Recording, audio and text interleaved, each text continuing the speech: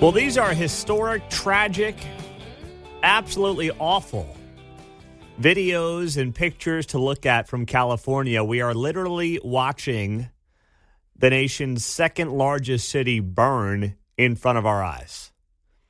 And the worst part is, it doesn't seem like anybody is in control to do anything about it. 6:05 as we kick off a Thursday morning on KCMO Talk Radio 95.7 FM. We're streaming, of course, on the KCMO Talk Radio app. So the latest here from Los Angeles, at least 5 fires are underway that they are still trying to contain.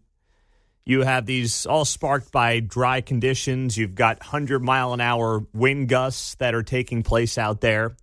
You've got the Palisades fire, which has burned through more than 17,000 acres at this point. That's almost 27 square miles. That fire has destroyed 1,000 structures. It's entirely uncontained. It is now the most destructive fire in Los Angeles history. The newest fire that started just before 6 p.m. in the Hollywood Hills last night, so about 8 o'clock our time here in Kansas City, this fire broke out in Hollywood Hills. And that one has grown to 60 acres, and that's the one that is threatening some of the iconic landmarks.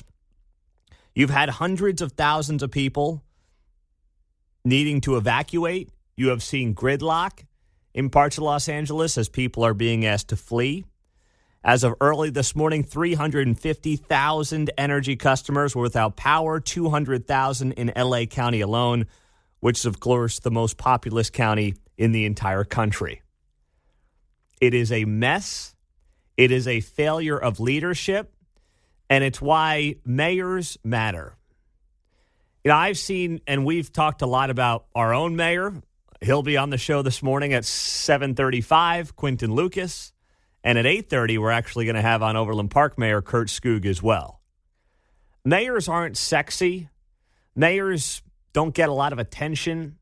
A lot of people don't really focus on who their mayor is. A lot of people don't even go vote for their mayor, right? When Quinton Lucas went up against Clay Chastain, the turnout was, 15%, I want to say? Now, I know it was Clay Chastain, but still, even when you got decent competition, mayor's races maybe draw out 20% of your registered voters if you're lucky.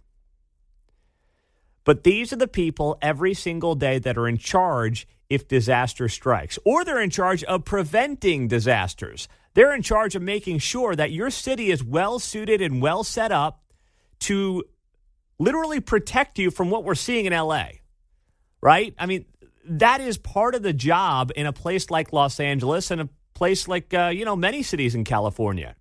You want to make sure you've got a plan in place when, God forbid, hell comes to your front door.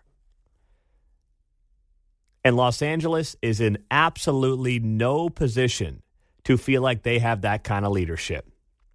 They have this woman, Karen Bass, as their mayor, who is completely and utterly incompetent. And frankly, the more I hear from her, is just an idiot. Is not a bright individual. I mean, listen to the press conference yesterday and what she had to say here. She was trying to help people out, and she had no idea what she was doing, no idea what she was reading. She's a former member of the House of Representatives. Joe Biden actually had her on the short list to be the VP. Suddenly, I might understand why he picked Kamala Harris, because Karen Bass was on the short list. She's the L.A. mayor. And it's like, Kamala might have actually stacked up pretty well compared to Karen Bass based on what I'm seeing here. She was elected mayor in 2022 of Los Angeles. So it's been about 2+ years into her tenure now. She beat this guy, Rick Caruso, by about 10 points, 55-45. He wasn't like a far-right conservative guy by any stretch, but he was a successful businessman, right-of-center guy, and, of course, it's L.A., so he lost. And now you have Karen Bass. I can't play the clip, Mark. Can you play Karen Bass URL clip long? This damn thing's been screwed up all week. For some reason, it's not playing for me. All right, 1 second. We'll get it set up here because this is like something that if I gave this to my 6-year-old to try to figure out and try to, read the script, she might do a better job than Karen Bass. Build stronger than ever. Right now, if you need help, emergency information, resources, and shelter is available. All of this can be found at URL. Los Angeles, together is how we will get through this. Through the heroism of our firefighters, the vigilance. You can find what's worse there. You can find this at URL. All of this can be found at URL. And then heroism? Heroism? Los Angeles, together is how we will get through this. Through the heroism of our firefighters, the vigilance. That's a 20-second clip, and those are two massive blunders in a 20-second clip for the person who's in charge of the second largest city in the country.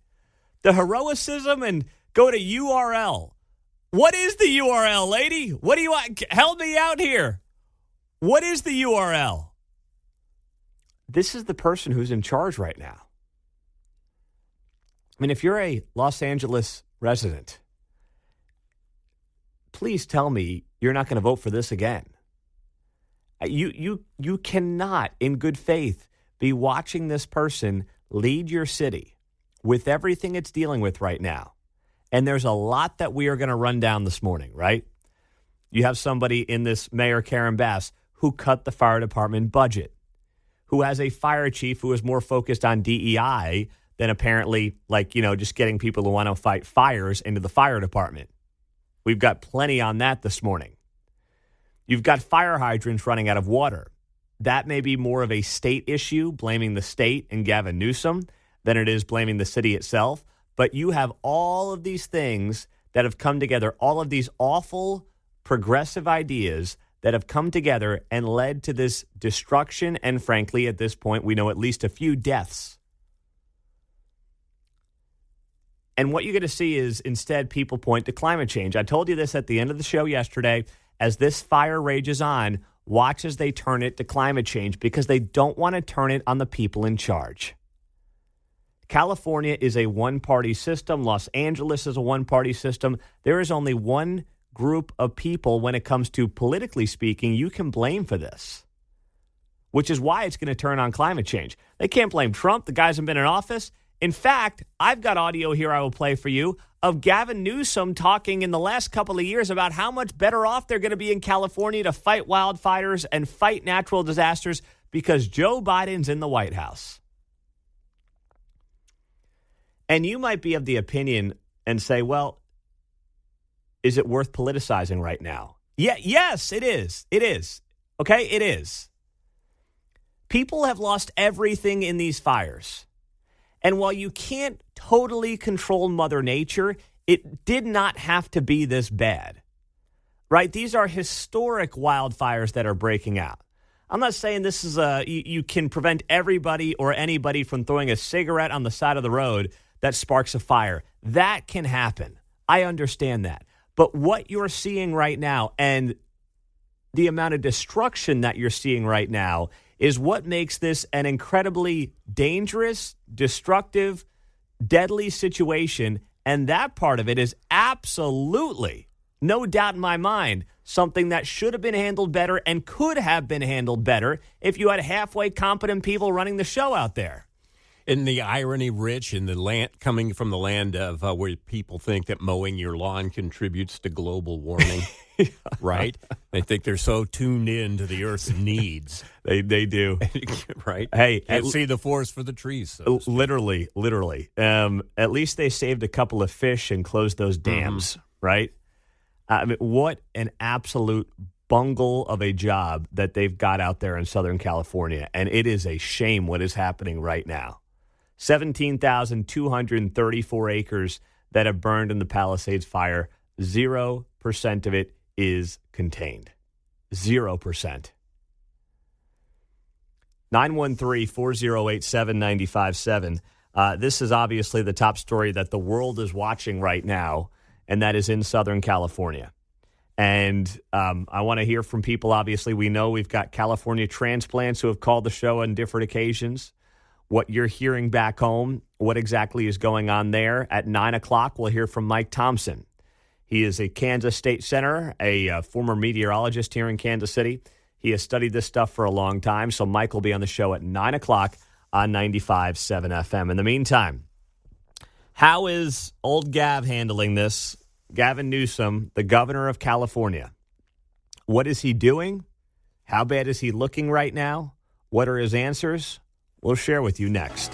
6:20. It is tragic what is happening in Los Angeles right now, and we are monitoring these 5 fires, massive fires that are broken out. Palisades is obviously the biggest one, 17,200 acres. You got the Hearst fire, 800-plus acres. You've got the newest one, that's the Hollywood fire, that I say only, but it's 60 acres right now, and that's the latest data that we've got here in the last couple hours or so. Of course, California is sitting there in the middle of the night. It's 4:20 right now, so we'll find more as they get waking up in the next couple of hours as to where things stand. The Lydia fire, 348 acres. So that one is 40% contained. Of the 5, that one seems to be the most under control, if you can say one is more under control than the other. But that is something right now that is obviously top of mind. You look at these videos, and it looks like a third world hellscape. I was watching and flipping around last night, obviously watching a little Fox. I had on News Nation at one point, and there was a reporter in a neighborhood for News Nation, and he says there's definitely looters out here. There's no firefighters. And no one's seen a police officer. That's a third world hellscape that Los Angeles is living through right now. And there are people who are paying the highest taxes in the country. The whole idea of paying high taxes is you get better services. At least that's what you're told. Trust me, as somebody who used to be a resident of a high tax state, worked in New York, lived in New Jersey, you have some of the highest taxes in the country. And what you're told is, well, you get the best services. You get the best bang for your buck. The government's always going to be there for you. That's part of living in a sophisticated part of the country. You get the best government known to mankind. Well, it was never true. It's a lie. They try to sell you on that lie. So that way they can take more of your money and do whatever the heck they want with it. And then when you actually need them, whether it's a place like New York or Chicago dealing with high levels of crime, whether it's Los Angeles dealing with issues like wildfires, tie it back here to Kansas City. You pay that earnings tax if you're a Kansas City resident or an employee. And you're told, well, you've got higher taxes in Kansas City, Missouri than other parts of the region. But that's because, well, you're a world-class town. And yes, we love Kansas City. It's home for many of us. But the governments always tell you that you have to pay them more. So that way they're there for you when you need it.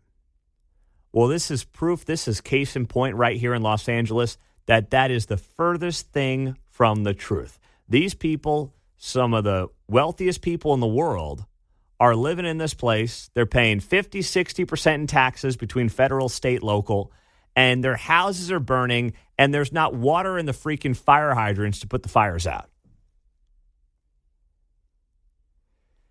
And this clip from nearly 4 years ago, this is the governor of California, Gavin Newsom, in April of 2021, talking about how now that Joe Biden's here, they're going to do a better job fighting things like wildfires. He literally said that 4 years ago, and he gave Joe Biden all the credit. I can't play that one either. Let's do one not. Okay, go ahead. That's what's different now is we are committed as a team, as a partnership with the legislature and other state agencies, including now the federal government, no longer a sparring partner, but a working partner. Federal government, where we're not addressing headwinds, but tailwinds in terms of the support, a memorandum of understanding doubling our respective commitments to vegetation management and forest management and prescribed burns to support the Biden administration with resources, not just rhetoric, to help this collective cause. It's a different paradigm. It's a different framework. Well, it was a different paradigm. it was a different framework the last 4 years. And look what it in part got you. Meantime, you want to go back? You want to look at some clips? Well, here's Donald Trump 4 months ago in L.A. County literally talking about how California has a water issue, and they're doing this to themselves. This is Trump 4 months ago when he was running for president. Remember, he did a couple of events and rallies out there in California, and he said this. You have so much water, and all those fields that are right now barren, the farmers would have all the water they needed, and you could revert water up into the hills where you have all the dead forests, where the forests are so brittle, because no place is like California. I go to Austria. The head of Austria tells me, we have trees that are much more flammable than what you have in California. We never have forest fires because they maintain their forests. And you have all that water that could be used as water, what they call water flow, where where the land would be damp. And you'd stop many of these horrible fires that are costing billions and billions of dollars by the federal government, etc. So one thing I'm going to do for California, vote for me, California. I'm going to give you safety. I'm going to give you a great border. And I'm going to give you more water than almost anybody has. And the farmers up north are going to be able to use 100% of their land, not 1% of their land. That was Trump 4 months ago in Los Angeles County. Now, obviously, California did not vote for him, didn't come all that close in voting for him, didn't expect California to vote for him. But it does make you wonder, what if these things had happened in September or October? And I'm not saying he was predicting this, but he certainly was onto something because, as you've heard out in L.A. and as you've seen reports on out in L.A., they do not have enough water. I mean, there's multiple issues here. They don't have the firefighters they need. They're short on firefighters. They've cut the fire department budget. They focused at the fire department on DEI over just like hiring people who want to put their lives on the line and fight wildfires in California. One of the reasons they're short-staffed. But on top of that, you've got fire hydrants that don't have water in them, and they just don't have the water supply right now to put out some of these fires, even if they wanted to. Reading this story here right in front of me, New York Post, as LA firefighters faced down the most destructive blaze in the city's history, they ran out of water. The hydrants are down, a firefighter said over the radio, according to the LA Times. Another chipped in, water supply just dropped. Fire crews were forced to watch as entire blocks of the Pacific Palisades, one of the most scenic and celeb-packed neighborhoods in LA, were incinerated in a matter of hours, late Tuesday into early Wednesday. Rick Caruso, who ran for mayor, owns the Palisades Village Mall, said, quote, "There's no water in the fire hydrants. The firefighters are there. There's nothing they can do. We've got neighborhoods burning, homes burning, and businesses burning. It should never happen." The LA Times reports here the water shortage was the result of years of mismanagement of LA's water system, including a federal indictment of a leader and high-profile resignations, as well as major operational problems that drained reserves too quickly. Listen, this state's been run by one political party for the entire, generation, going back to Arnold Schwarzenegger. And this is partially what you get. Well, today is obviously going to be largely in Washington, D.C., about the funeral that will be taking place this morning for President Jimmy Carter, who died on December 29th at the age of 100 years old. And you are going to have the so-called President's Club, the 5 living men who once occupied the White House, all together for an event. That means you're going to have President Biden and former presidents Bill Clinton, George W. Bush, Barack Obama, and former president and president-elect Donald Trump will come together for the first time since the 2018 funeral of former President George H.W. Bush. So this is going to be quite a scene today in Washington, D.C. at the National Cathedral. And gosh, to be a fly on the wall in whatever those conversations are going to be between those 5 guys. What do you think? You're going to have Barack, you're going to have GW, You're going to have old Slick Willie back Wasn't there. G-Dub hanging out with Michelle Obama at one of the gatherings one time, having a good time? Yes, they so. were. And George W.'s daughter bragged about voting for Kamala this time around. Oh, all right. But Trump's going to have the last laugh, right? I mean, these four guys can't stand Trump, and the American people have his back. And George W. is the last Republican in 2004 to win the popular vote, and Trump's done it 20 years later, and none of these guys would have ever predicted that was possible.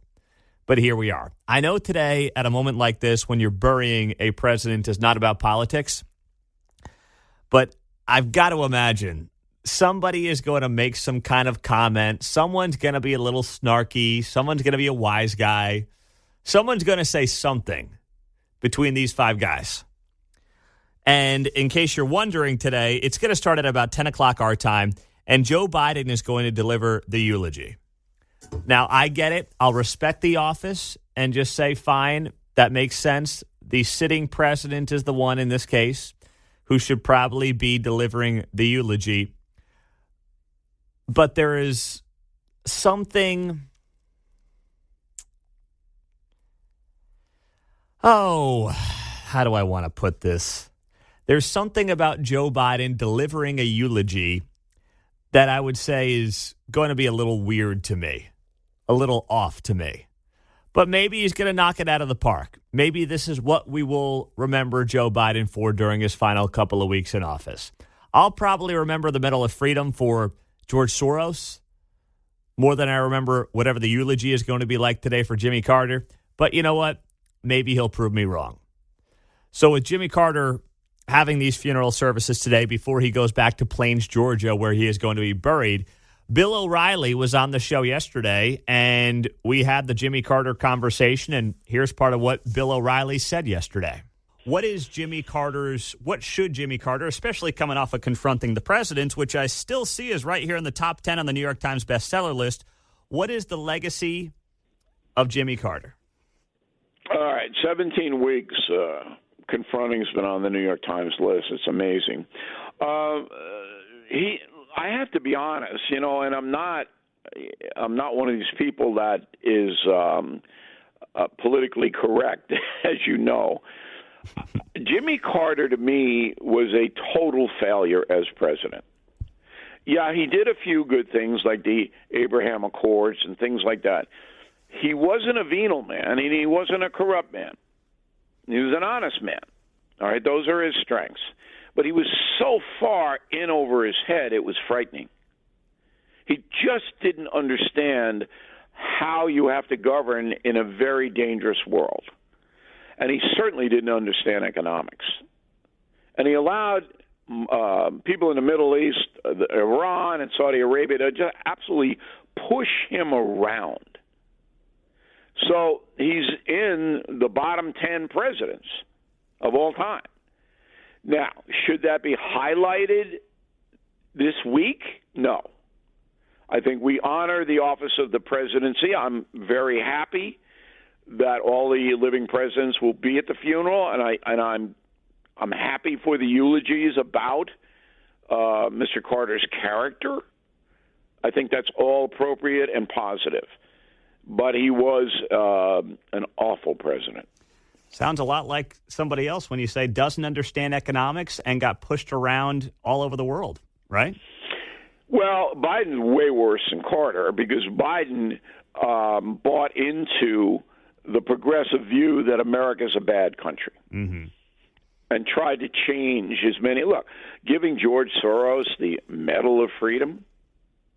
I mean, what? Putin wasn't available for that? It's gross. I mean, really. It's gross. Right. It's beyond anything. So Biden, way worse than Carter. And I believe Biden is a grifter.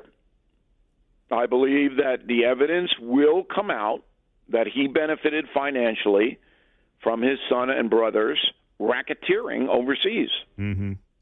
That's what I believe. I can't prove it now, but I believe that in the future, that will come out. There you go. That was Bill O'Reilly yesterday right here on KCMO. And if you missed that full interview, Well, you can hear it on the podcast. Just search Pete Mundo on Apple, Spotify, and you will find our show's podcast, and you can subscribe to it so that way you can hear the entire 20-minute conversation with Bill O'Reilly from yesterday's show. And his No Spin News is now airing every single night, 8 p.m., right here on KCMO Talk Radio. It was only a subscription-based model. He's been offering it up to radio stations, so we picked it up starting this week. So we've got the Bill O'Reilly Morning Update at 7:15. We've got the No Spin News that comes up at 8 p.m. And then Bill is always a guest right here on 95.7 FM. USA Today writing this piece, headlined, Jimmy Carter created the modern education department. Trump hopes it dies with him. Boy, that's an awfully nasty way to write about Donald Trump looking at the Department of Education and wondering whether or not it's worth continuing, considering since it was created, we have only fallen down the world rankings when it comes to our educational system in this country. I mean, the American educational system was the best in the world by a mile. The Department of Education gets created, and now we're barely in the top 20. So is the Department of Education a success? I don't know how you could say it is when, according to all the worldwide data, our kids and our young people are not doing as well as they were a generation or two ago. I know that people freak out anytime you bring up the Department of Education and you say, I don't know if it's like a big success. In fact, I'm pretty confident it's not based on the numbers, the amount of money that we spend on it. What do you hate the kids? Well, no. Let's remember there was no Department of Education until 1979, and kids were going to school before 1979. So explain that to me. What has it done to make kids better off? What has it done to make them smarter, to give them more knowledge? And then what do? Inevitably, you just hate the kids. No, I'm just trying to get some answers here, John. The answer, and I get to use this word, is the null set. Yeah. Zero, zip, Yep. not in the big goose egg. There you go. That's good. Rachel's on KCMO. Hey, Rachel, good morning. Hi. I was hearing what you and Bill O'Reilly talking about Jimmy Carter, and I remember my first time of knowing Jimmy Carter as a president was watching the news and seeing the hijackers with a gun to the pilot's head on the TWA flight. And I remember as a little girl, I was so scared of World War III, and I was never politically involved, and my family wasn't. But and then I remember when Reagan ran for office, and I remember the sigh of relief I had, and it very correlates a lot with going from Joe Biden to Donald Trump. Donald Trump's not God by any means, but I will tell you that even my own children were able to. It was like a sigh of relief to know, okay, we've got someone who actually can do the job and who's going to protect us. And it's just very interesting to see the correlation between Jimmy Carter to Reagan and then from Biden back to Trump. And Yeah, you're right. I mean, it's cliche, but history does feel like it is repeating itself in some ways. Yeah, and I was 5 years old then. But to remember that was the strongest memory I had of Jimmy Carter, and it was a feeling of fear. It was fear, and that's all I remember. Yep. When I relate to him, I see that picture on the news that night, and I remember the feelings I had. And in regards to your education, the Department of Education, if they were so successful, why are our kids failing so bad? Yeah. Why were they not on top of things? The Department of Education is so politicized, and that's why we have this crappy NEA. As an educator, the NEA is the absolute worst thing that could ever happen to the education system, and I'm all for it. Get rid of it and let the states prove that they are the best places for people to send their kids. Absolutely. Thank you, Rachel. That's outstanding. You're right. Spot on. Absolutely spot on. Mike Thompson, just over 10 minutes away on KCMO Talk Radio. I was going to mention, we talk about the California fires and then being prepared here with our snow, and it reminds me, you need to dig out your own fire hydrants. We did have a fire that killed some horses here yesterday, and I don't know that the hydrants were an issue, but all the snow getting piled up here. If we have a fire, it takes a lot of time to dig those out. So just go through the neighborhood and you can dig out your own fire hydrants real quick. I'm going to do it when I go home. Fires don't happen when there's snow on the ground, John. What are you talking about? Yeah, I know. Huh? Come on, man. That's impossible. Yeah. Right? I'm sure there's some idiots out there who think that, but you're Said right. no actuary. Yeah. We were talking about that, right? So. Oh, my gosh. Yeah, no, dig out your fire hydrants. Please. As we talk about the California fires, we don't want something bad happening here. You're right. You got to take care of that stuff. That's part of the job, just like shoveling the old sidewalk, okay? Do it. I want to play this clip. Donald Trump 6 years ago. This is Trump back in 2019 calling out California leadership for its failure to protect Californians from fires.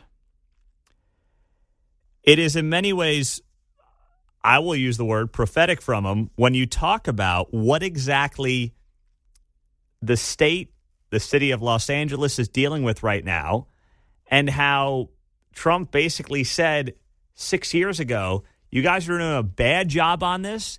It's costing people money. It's costing the government money. It's costing people their homes, and you better start waking up. This is Trump back in 2019. We're giving billions and billions of dollars for forest fires in California. There's no reason for those fires to be like they are.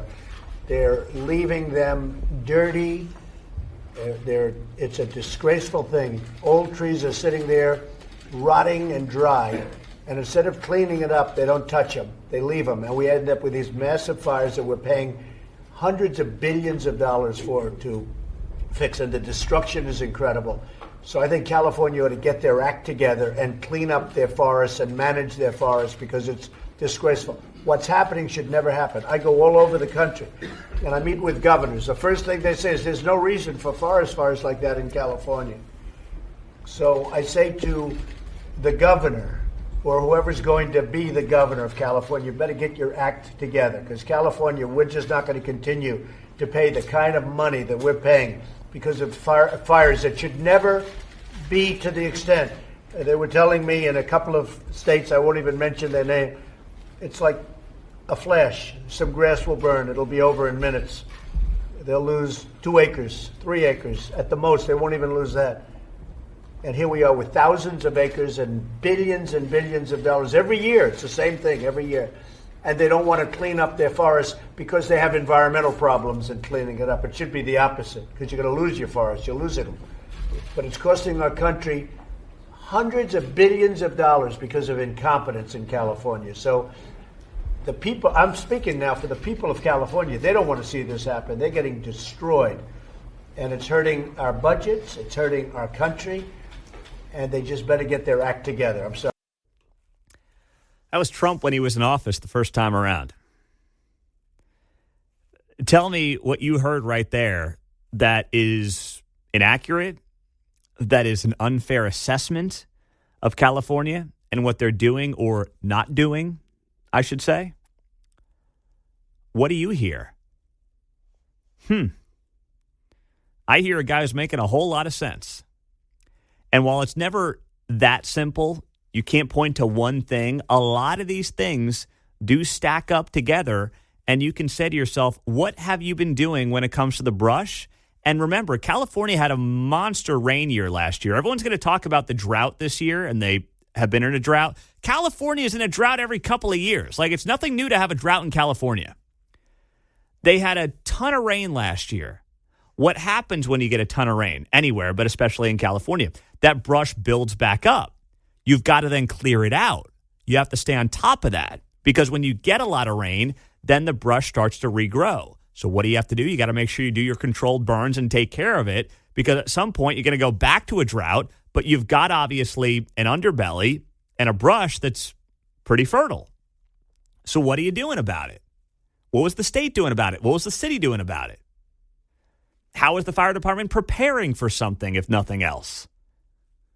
If you didn't want to clear the brush because you're worried about some little critters, then guess what? You better have a fire department that is all buttoned up and ready to go if, God forbid, the worst does happen. And none of those things were handled right by the city or by the state.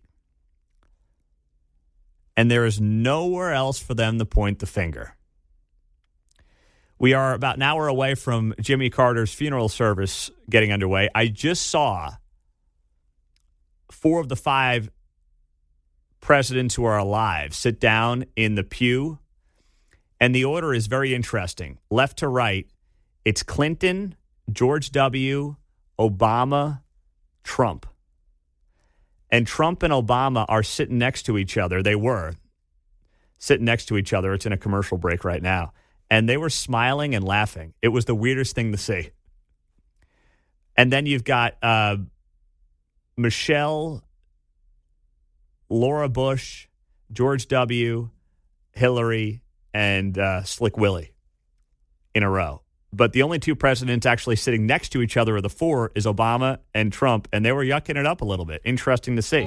9:22 as Jimmy Carter is being laid to rest. The funeral services are underway in Washington, D.C. You've got all the living presidents there in attendance. Joe Biden in the front row alongside Jill, Kamala Harris, and Dougie Doug also in that front row with them as well. And then the row behind them are the former or soon-to-be presidents. You've got Melania Trump on the aisle, Donald, Barack Obama, no Michelle, I'll tell you why in a second, Laura Bush, George W., Hillary, and Slick Willie, in that order from the aisle moving in. Michelle Obama's not there, and no one really knew why until a couple of minutes ago. Jeff Zelensky, speaking on CNN, saying that Michelle had scheduling conflicts. Reporting, I'm told by her advisors that she has scheduling conflicts, he said on CNN moments ago, and she is still in Hawaii. I don't know what that could possibly mean, but it is interesting to me. I'm not trying to make a controversy where there isn't one, but what kind of scheduling conflict could Michelle Obama possibly have that forces her to miss the funeral of Jimmy Carter? Now, I'm not saying this is political in nature. Jimmy Carter's a Democrat. The Obamas are Democrats. I don't think it's anything like that. It's not like it's some slight to Jimmy Carter or intended to be a slight to Jimmy Carter. I just don't know what kind of scheduling conflict Michelle Obama, one of the most prominent people who would be at this funeral, could possibly have that would result in her not going to something like this. Because we all know that everyone is now going to be asking, well, what was it? And why? And how important was it? Because this is a pretty big moment when you bury an American president in this country. You just saw Barack Obama and Donald Trump setting their differences aside and yucking it up a little bit. I just posted it on X at Pete Mundo. You can see it there. And I just put up the caption. My caption for the video, just because I wanted to be this, just a little Greenland chatter between the boys. That's what I've got on my mind. Yeah, I've got a place where I'm going to build, and this is one of the comments back to me here on X moments ago. Pete, Trump's definitely saying, already picked out a spot for the new Mara Igloo Hotel Resort. Hotel and Resort. That's pretty good. That's pretty good. I like that. But the funeral services are underway. Who is talking right now, Mark? Is this worth pulling up? I do want to see if we can carry a little bit of Biden's eulogy. That could be his grandson. Oh, this is his grandson? Joshua. Okay. Let's just carry a minute of this if we could there, Mark. Turn it up for me. Before he delivered his Bible lesson, my grandfather talked about his week. If he monitored an election, he'd talk about it. If he stopped a conflict, he'd talk about it a day. My grandfather spent the entire time I've known him helping those in need. He built houses for people that needed homes. He eliminated diseases in forgotten places. He waged peace anywhere in the world, wherever he saw a chance. He loved people. And whenever he told these stories in Sunday school, he always said he did it for one simple reason. He worshiped the Prince of Peace, and he commanded it. The bedrock of my grandfather's faith comes from the Apostle Paul's letter to the Romans. chapter 8, 1 through 18, 38 and 39. Therefore, there is now no condemnation for those who are in Christ Jesus. Because through Christ Jesus, the law of the Spirit of life set me free from the law of sin and death. For what the law was powerless to do, in that it was weakened by the sinful nature, God did by sending his own Son in the likeness of sinful man to be a sin offering. And so he condemned sin and sinful man, in order that the righteous requirements of the law might be fully met in us, who do not live according to the sinful nature, but according to the Spirit. Those who live according to the sinful nature have their minds set on what that nature desires. But those who live in accordance with the Spirit have their minds set on what the Spirit desires. The mind of sinful man is death, but the mind controlled by the Spirit is life and peace. You're listening to Joshua Carter, the grandson of President Jimmy Carter. Those funeral services are underway. President Biden is set to give the eulogy for that at some point here during the service. So we'll keep you posted on that. Take you till 10 o'clock